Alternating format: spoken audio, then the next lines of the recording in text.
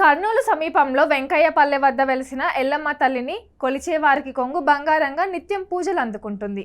అమ్మవారిని స్మరించుకునే వారికి కల్పవల్లిగా, భక్తుల పాలిట వరాల తల్లిగా వెంకయ్యపల్లె ఎల్లమ్మ ప్రసిద్ధికెక్కింది. కర్నూలు నగరానికి 6 కిలోమీటర్ల దూరంలో శ్రీశైలానికి వెళ్లే దారిలో ఎల్లమ్మ దేవాలయం ఉంటుంది. అటుగా ప్రయాణం సాగించే అనేక మంది భక్తులు మార్గ మధ్యలో ఆలయం వద్ద ఆగి అమ్మవారిని దర్శనం చేసుకొని వెళ్తుంటారు.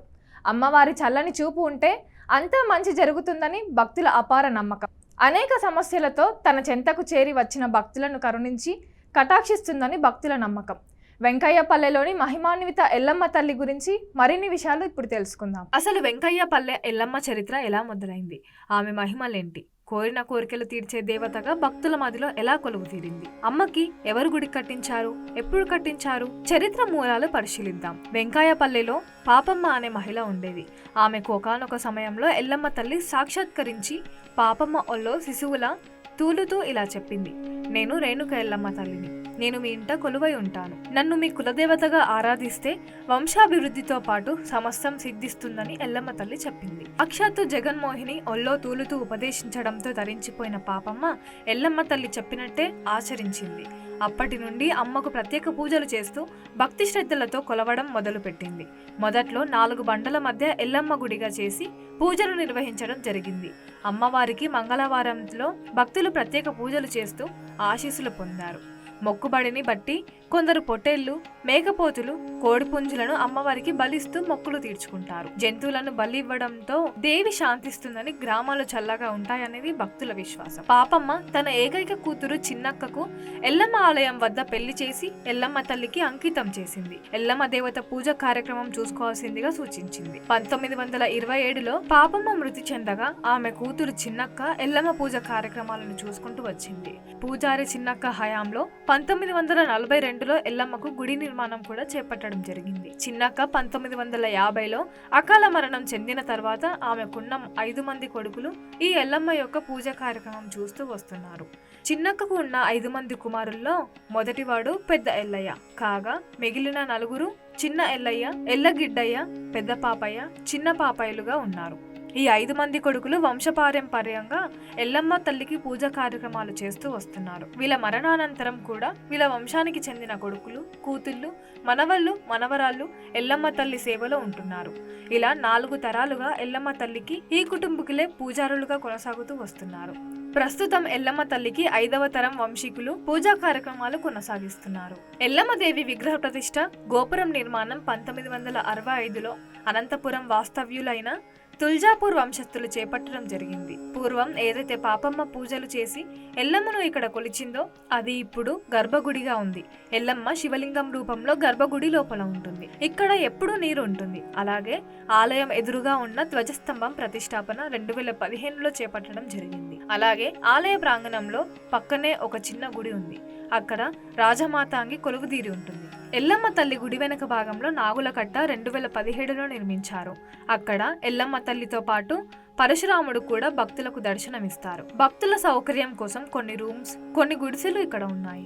ఇక్కడ ఎల్లమ్మకు జీవాలు బలులుగా సమర్పించిన తర్వాత వంటలు చేసుకునేందుకు అనువుగా ఈ రూమ్స్ ఏర్పాటు చేసి ఉంచారు. ఈ రూమ్ల అద్దెలు కూడా మంగళవారం, శుక్రవారంలో అధికంగా వసూలు చేస్తారు. అంటే 2 రోజుల్లో భక్తుల రద్దీ అధికంగా ఉండడంతో గదుల నిర్వాహకులు అద్దెను పెంచి సొమ్ము చేసుకుంటారు. ఇక్కడ రూమ్ తో పాటు వంట సామాన్లు, టేబుల్స్, కుర్చీలు కూడా ఇవ్వడం జరుగుతుంది. జీవాలు బలులు ఇవ్వడం ఆనవాయితీగా వస్తుంది.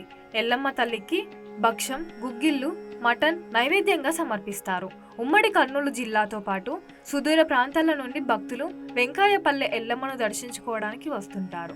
2012లో ఈ ఆలయం ఎండోమెంట్ పరిధిలో చేరింది. గ్రేడ్ 3 కింద ఇక్కడ ఈవో ఈ ఆలయ కార్యకలాపాలు పర్యవేక్షిస్తూ ఉంటారు. అనేక మంది ప్రజలు, నాయకులు ఎల్లమ్మ దేవాలయంలో మొక్కులు చెల్లించి శుభకార్యములు మొదలు పెడతారు. అలాగే ఆలయం అభివృద్ధికి తమ వంతు సహాయ సహకారాలు అందిస్తారు. ప్రసిద్ధ పుణ్యక్షేత్రం వెంకయ్యపల్లె ఎల్లమ్మ దేవత. మనం ఇక్కడ చూసిన వాతావరణం, ఇక్కడ పరిస్థితులు అంటే చూసాము. అంటే అనేక మంది భక్తజనం అంటే వారి కోరికల మేరకు పొట్టేళ్లను, మేక పోతులను, కోడి పుంజులను తీసుకొచ్చి బలిస్తూ మొక్కలు తీర్చుకుంటున్న పరిస్థితి కనిపిస్తూ ఉంది. ఎల్లమ్మ దేవత ఏదైతే గర్భగుడిలో లోపల నీటిలో లింగాకారంలో ఉన్న పరిస్థితి కూడా మనకు చరిత్రను బట్టి తెలుస్తూ ఉంది. ఏదైతే పాపమ్మ అనే ఒక మహిళకు ఎల్లమ్మ కలలో వచ్చి కొలవమని నన్ను కొలిస్తే మీ కుటుంబానికంతా మీకంతా మంచి జరుగుతుందని చెప్పడం వల్ల అప్పటి నుంచి ఆ పాపమ్మ కుటుంబానికి సంబంధించిన 5గురు ఈ ఎల్లమ్మ దేవతను ప్రత్యేక పూజలతో కొలుస్తూ నిత్యము పూజలు చేస్తూ ఇక్కడ దేవాలయాన్ని దినదిన అభివృద్ధికి డెవలప్మెంట్ చేస్తూ ఉన్నారు. ఈ పరిస్థితి అంటే ఎల్లమ్మ దేవత ఇక్కడ ఉమ్మడి కర్నూలు జిల్లాకు సంబంధించిన అనేక మంది కూడా అంటే ఎక్కడ వేరే రాష్ట్రాల్లో ఉన్నా ఎక్కడున్నా కూడా సంవత్సరానికి ఒక్కసారైనా వచ్చి ఎల్లమ్మ దేవతను పూజించుకొని మొక్కులు తీర్చుకునేది సాంప్రదాయంగా వస్తూ ఉంది. అంటే భక్తుల కోరిన కోరికలు తీరుస్తూ అంటే వాళ్ళు అనుకున్నవన్నీ జరిగే విధంగా ఏ శుభకార్యం జరిగినా ఎల్లమ్మ దేవతకు ముందుగా ఆనవాయితీగా మొక్కులు చెల్లించే అవకాశం అయితే కనిపిస్తూ ఉంది. కెమెరా పర్సన్ బాబితో బసవరాజ్, BRK న్యూస్. మాది బేదంచెర్ల. మేము ఇక్కడ ఎల్లమ్మకి దాదాపు 15 సంవత్సరాల నుంచి వస్తున్నాము. ఈ అమ్మవారు చాలా మహిమ గల అమ్మవారు. ఈమెకి మొక్కులు మొక్కుకొని మనం కోరుకుంటే ఖచ్చితంగా నెరవేరుతాయి. ఈ అమ్మ చాలా ప్రత్యేకమైంది. ఈమె గుడికి మనం మొక్కులు మొక్కుకొని ప్రత్యేకంగా మనం కోరుకున్న కోరికలు నెరవేర్చుకోవాలని మొక్కుకుంటే ఈ అమ్మవారు ఖచ్చితంగా నెరవేరుస్తుంది. ఒక 30 సంవత్సరాల నుంచి ఈ అమ్మవారు మేము అంటే చుట్టుపక్కల గ్రామాలలో ప్రతి మంగళవారం శుక్రవారము చాలా భారీగా కలుస్తారు మంది. ఈ అమ్మవారి మహిమ ఏమో కానీ ఏదైనా పని అనుకుంటే ఖచ్చితంగా జరుగుతుంది. దేవాదాయ శాఖ, ధర్మదాయ శాఖ వాళ్ళు చాలా మంచిగా పెట్టినారు ఈ కార్యక్రమం. కావున భక్తులందరూ ఈ అమ్మవారు నమ్ముకున్న వారికి కొంగు బంగారం అయింది. ఈ చుట్టుముట్టు గ్రామాలే కాకుండా ఇతర జిల్లాల నుంచి కూడా ఈ అమ్మవారికి వస్తూ ఉంటారు. అమ్మవారు చాలా మహిమానురాలు కాబట్టి మొక్కుకున్న వారికల్లా అమ్మవారు కోరికలు తీసే అమ్మవారు.